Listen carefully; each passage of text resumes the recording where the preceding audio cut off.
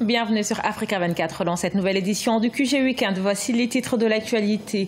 Au Libéria, la commission électorale rejette l'annulation du premier tour. Les candidats déboutés qui contestent l'impartialité de l'ANEC annoncent qu'ils vont saisir la Cour suprême. En Zambie, la Banque centrale réduit son taux directeur pour la 5e fois en 1 an. Objectif, susciter une baisse des taux d'intérêt des banques commerciales.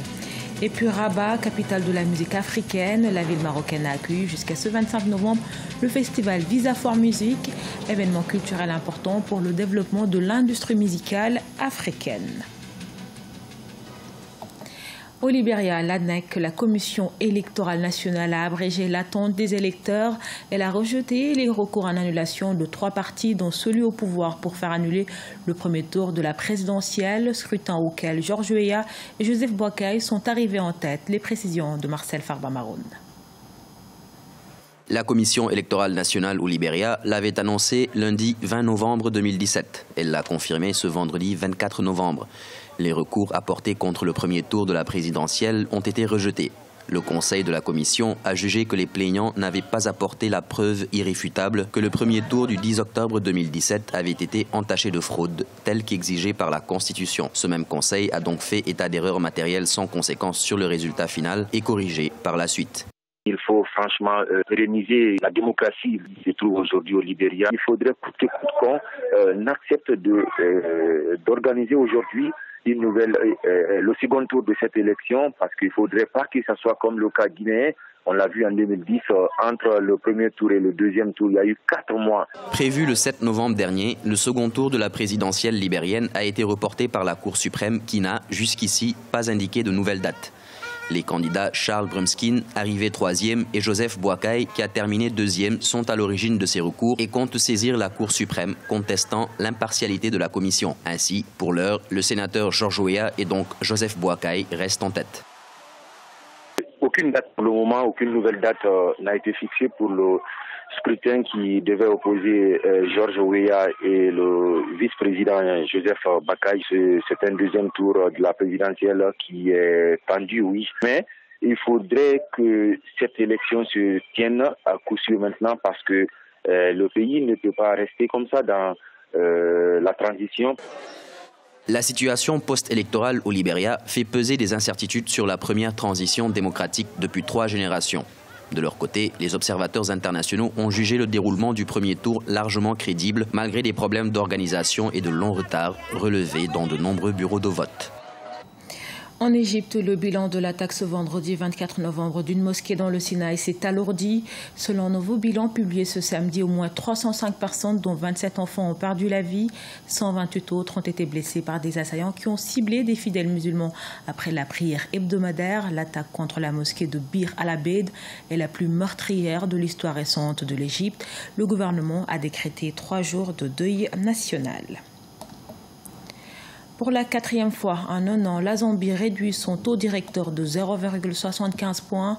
La Banque of Zambia souhaite ainsi inciter notamment les établissements financiers tournés vers les particuliers à réduire leur taux d'intérêt. Siamlo Victoria Sedji.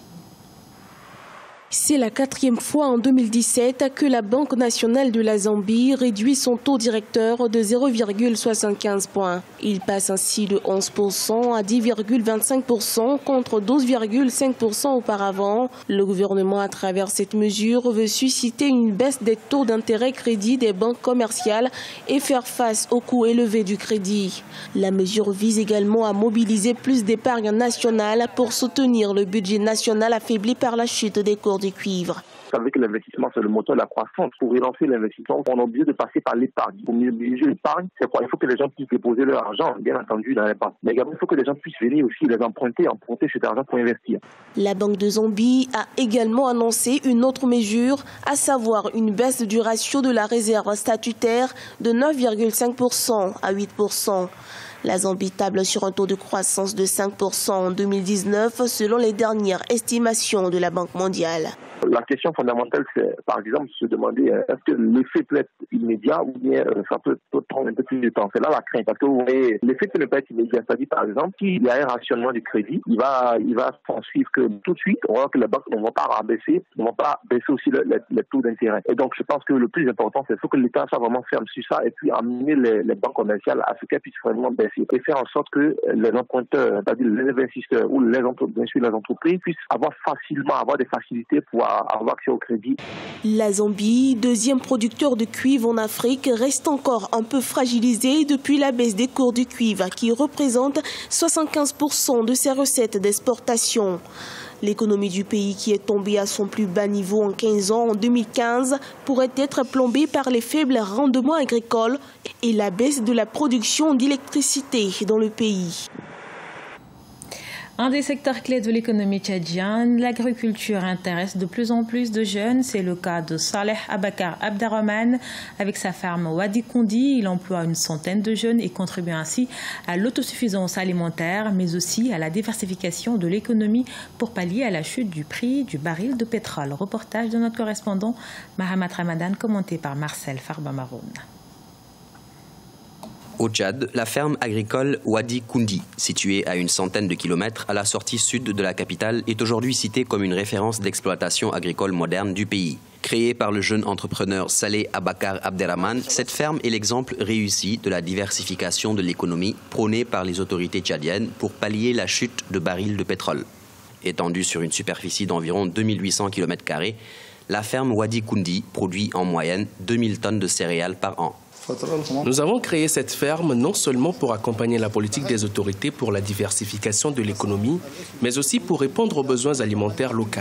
Nous sommes partis du constat que le Tchad importe des milliers de tonnes de farine de céréales par an, alors que le pays a les potentialités agricoles nécessaires pour répondre à cette demande. Notre ambition première, c'est de contribuer à l'autosuffisance alimentaire du Tchad en produisant des céréales de bonne qualité nutritive.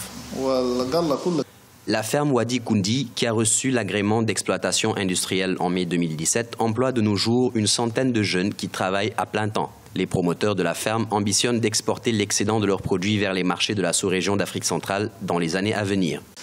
Pour l'instant, nous produisons du maïs, du sorgho, de l'arachide et des sésames. Nous les transformons sur place pour la consommation locale. À long terme, nous envisageons des productions industrielles à grande échelle pour la commercialisation dans les marchés de la sous-région. La demande en farine, des céréales, d'huile d'arachide et de sésame est forte dans les pays voisins et nous comptons saisir cette opportunité. Lors de la dernière Assemblée générale des commerçants du mouvement patriotique du salut le 10 novembre 2017, consacrée au développement du secteur agropastoral pour la diversification de l'économie, la ferme Wadi Kondi a reçu les félicitations du chef de l'État, Idriss Déby Itno. Rabat s'est transformé en capitale africaine par excellence pour la 4e édition du Salon des musiques d'Afrique et du Moyen-Orient. Ouvert le 22 novembre, le festival Visa for Music s'achève ce samedi. Ce rendez-vous culturel a permis l'organisation de plus de 300 concerts depuis sa création. Marcel Farbamaroun. L'événement Visa for Music a ouvert ses portes le 22 novembre 2017 à Rabat, la capitale du Royaume du Maroc. Cet événement, destiné à rassembler des professionnels de la musique du monde entier, a vu la participation de plusieurs artistes en provenance de 85 pays.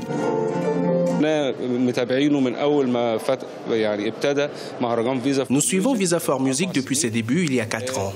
Nous nous sommes dit que ça pourrait être une expérience similaire à World Music Expo et nous pensions que ce serait génial si nous avions en Afrique, et surtout en Afrique du Nord, un festival qui permettrait de commercialiser la musique africaine dans le monde entier. Cet événement permet de forger des partenariats avec d'autres festivals musicaux régionaux. Un rassemblement qualifié de crucial pour l'essor de la musique, notamment au Moyen-Orient, en particulier en Afrique du Nord. À titre d'exemple, le violoniste marocain Hicham Talmoudi a signé son retour dans l'événement Visa for Music après avoir été invité à se produire au Festival international de jazz du Cap en Afrique du Sud, ainsi qu'aux Journées musicales de Carthage en Tunisie. Ce rendez-vous à la fois culturel, mais aussi à la fois un rendez-vous professionnel, a permis à beaucoup de nos artistes de se produire un peu partout dans le monde, a permis de développer des projets, a permis aussi de développer des petites structures, des TPE, des petites structures qui veulent ou qui s'investissent dans le secteur des industries créatives. Aujourd'hui, on peut dire que ce rendez-vous est essentiel pour le développement de l'industrie de la musique ici au Maroc. Depuis sa création, il y a 4 ans de cela, Visa for Music a aidé à organiser plus de 300 concerts pour des musiciens régionaux du monde entier. L'événement prend fin ce 25 novembre 2017. Ce journal a été réalisé par l'ensemble de la rédaction. Nous vous remercions pour votre fidélité. Dans un instant, une nouvelle édition de l'actualité sur Africa 24.